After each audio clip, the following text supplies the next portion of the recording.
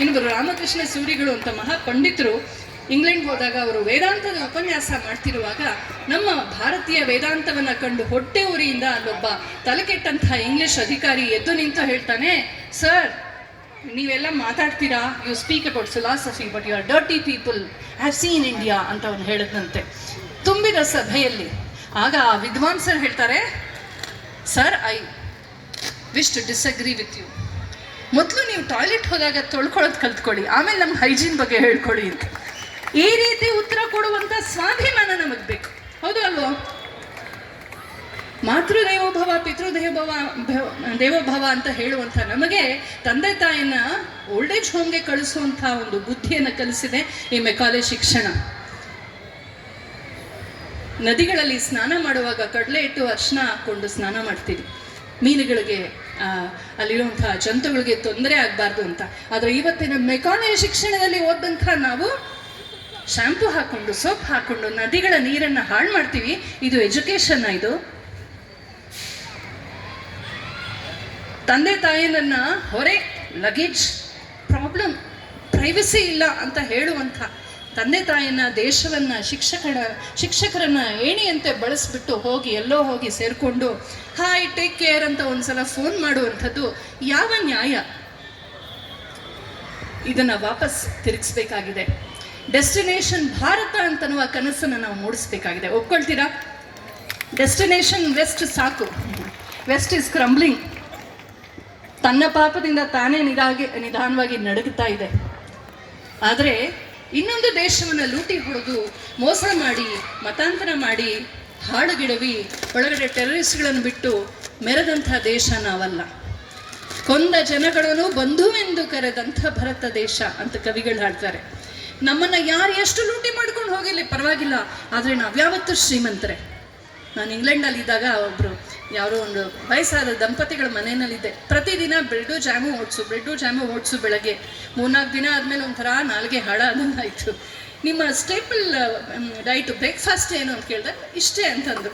ಅಮ್ಮನ ನೆನಪಾಯ್ತು, ಅಯ್ಯೋ ಎಷ್ಟು ಚೆನ್ನಾಗಿ ರುಚಿಯಾಗಿ ತಿಂತಿದ್ವಿ. ಅವ್ರು ನನ್ನನ್ನು ಕೇಳಿದ್ರು ನೀವೇನು ತಿಂತೀರಾ ಬ್ರೇಕ್ಫಾಸ್ಟ್ಗೆ ಅಂತ. ಶುರು ಮಾಡೋಕ್ಕೆ ಹೋಗಿ ನಂಗೆ ಏನು ಹೇಳೋದು, ಉಪ್ಪಿಟ್ಟು ಅಂತ ಹೇಳ, ಅವಲಕ್ಕಿ ಅಂತ ಹೇಳ, ಇಡ್ಲಿ ಹೇಳ, ದೋಸೆ ಹೇಳ, ರೊಟ್ಟಿ ಹೇಳ, ಚಟ್ನಿ, ಗೊಜ್ಜು, ಉಪ್ಪಿನಕಾಯಿ, ತೊಕ್ಕು, ಎಷ್ಟು ಥರ ದೋಸೆಗಳು, ಎಷ್ಟು ಥರ ಚಟ್ನಿಗಳು. ಇದಲ್ಲದೆ ಹೊಸ ರುಚಿ ನೋಡಿ ಬೇರೆ ಕಲಿತಾ ಇದ್ದೀವಿ. ಯಾರು ಶ್ರೀಮಂತರು?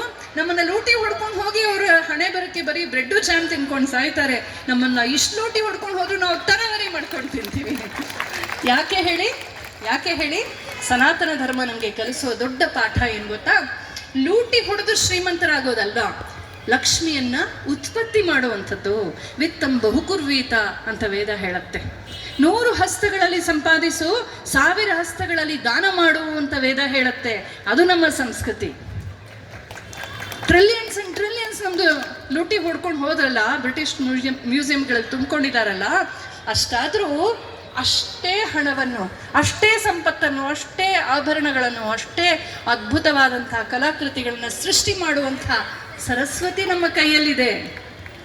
ಅಂಥದ್ದೊಂದು ಮಾಡಲಿ, ತೋರಿಸಿ ನೋಡೋಣ ಅವರು.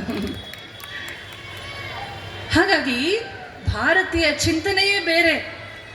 ಏನು ಲೂಟಿ ಹೊಡಿಲಿ, ಏನು ಗಳಿಸ್ಲಿ, ಏನು ಪಡೀಲಿ ಅಂತ ಎಲ್ಲೆಲ್ಲೋ ಹೋಗಿ ಹೋರ್ಡಿಂಗ್ ಗಳಿಸ್ಕೊಂಬರೋದಲ್ಲ ನಮ್ಮ ಬುದ್ಧಿ, ಕೊಡುವಂಥದ್ದು ನಮ್ಮ ಬುದ್ಧಿ. ಜ್ಞಾನ ನಮ್ಮೊಳಗಿದೆ, ಸಂಪತ್ತು ನಮ್ಮೊಳಗಿದೆ, ಆನಂದ ನಮ್ಮೊಳಗಿದೆ, ಪ್ರೀತಿ ನಮ್ಮೊಳಗಿದೆ, ಎಲ್ಲವೂ ನಮ್ಮೊಳಗಿರೋದು. ಅದಕ್ಕೆ ಸನಾತನ ಧರ್ಮ ಹೇಳುತ್ತೆ, ಬೆಳಗ್ಗೆದ್ದು ಕರಾಗ್ರೇ ವಸತೆ ಲಕ್ಷ್ಮಿ, ಕರ ಮಧ್ಯೆ ಸರಸ್ವತಿ, ಕರಮೂಲೆ ಸ್ಥಿತ ಗೌರಿ, ಪ್ರಭಾತೆ ಕರದರ್ಶನಂ. ನನ್ನ ಕೈಯಲ್ಲಿ ಲಕ್ಷ್ಮಿ ಸಂಪತ್ತಿರೋದು, ನನ್ನ ಕೈಯಲ್ಲೇ ವಿದ್ಯೆ, ನನ್ನ ಕೈಯಲ್ಲೇ ಪರಾಕ್ರಮ, ಎಲ್ಲವೂ ಇಲ್ಲೇ ಇದೆ, ನಮ್ಮೊಳಗೆ ಇದೆ. ಆ ಶಕ್ತಿ ಸ್ವರೂಪಿಣಿಯರು, ಆ ತ್ರಿಮೂರ್ತಿಗಳು, ಜಗತ್ತಿನ ಎಲ್ಲ ಯಶಸ್ಸು, ಎಲ್ಲ ಆನಂದ, ಎಲ್ಲ ಶಕ್ತಿ ನಮ್ಮೊಳಗೆ ಇದೆ. ಹಾಗಾಗಿ ಮೊದಲು ಒಳಗೇನೆ ನೋಡು. ನೀನು ಸುಮ್ಮನೆ ಕೂತ್ಕೋ, ಎದ್ದ ತಕ್ಷಣ ವಾಟ್ಸಪ್ ನೋಡಬೇಡ.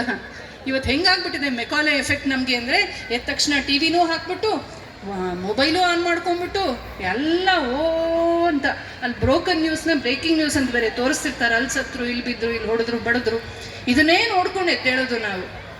ಬೆಳಗ್ಗೆದ್ದು ಆ ಶಕ್ತಿ ಸ್ವರೂಪದ ಧ್ಯಾನ ಮಾಡೋದಿಲ್ಲ, ಸರ್ವೇ ಭವಂತು ಸುಖಿನಃ ಹೇಳೋದಿಲ್ಲ, ನಮ್ಮೊಳಗಿನ ಶಕ್ತಿಯ ಧ್ಯಾನವನ್ನು ನಾವು ಮಾಡೋದಿಲ್ಲ. ತುಂಬ ಬಹಿರ್ಮುಖವಾಗಿಬಿಟ್ಟಿದ್ದೀವಿ.